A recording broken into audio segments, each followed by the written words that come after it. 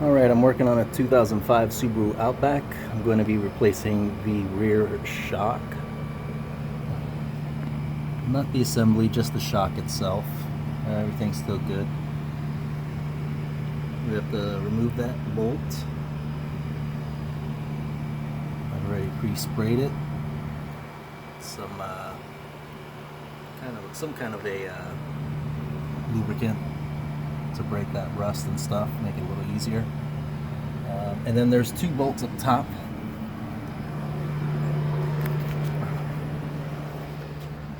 And there's one, and there's two. And those are real easy, they're 14s. We're gonna get to that, and I'll show you what it looks like once it's removed. Just remember, guys, always be safe. I've got eye protection on. I made sure I've got everything jacked up properly. I've got my jack stands in place. So safety first on everything. I don't have any power tools. I'm doing everything by hand, and let's face it, as I get older, I'm not as strong as I used to be. So I'm being a little bit ingenious. I'm using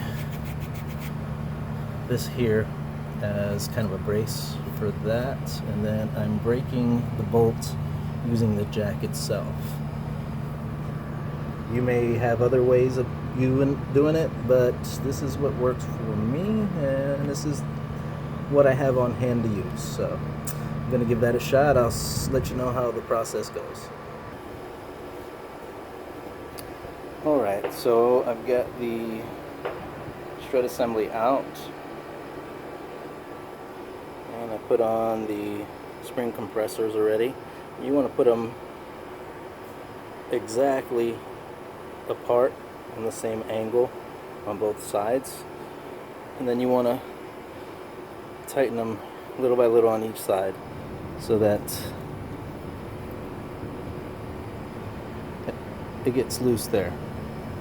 Then you'll be able to take apart the top part of this and remove your shock.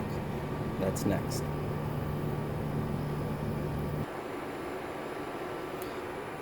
Alright, so I've got everything back together, and in all honesty, having the right tools makes this a much easier job. And by that I mean having a wrench that has that curve to the neck so it drops down in there, because you need an Allen wrench also. And without that, it makes it a little bit harder. But if you can figure it out in your mechanical, you can bypass that. But just wanted to let you know that'd make it a little easier. Now when you get everything back together, you want to make sure that that notch is on the inside. Okay? It's really all you need to know. Everything else will line up perfect. So I've got that all set and lined up. Everything is back together. Now we're just gonna put everything back in. I'm gonna start from the top, put the two bolts in, and then I'm gonna put that bolt on the bottom. You will have to manipulate your control arm here in the back, and maybe even jack up the shock a little bit so that you can line up that bolt to get it through a little bit easier. Alright, and once we're complete, I'll come back. Alright, here we have the finished product. Everything is tight, torqued to specs. You can get that all online. The boot was still good, so I just reused it. And I tightened up the two bolts up top in here on the inside and the interior. And we are good. Gonna put the wheel back on, take it for a test ride, and make sure everything is good. Thanks for watching, guys.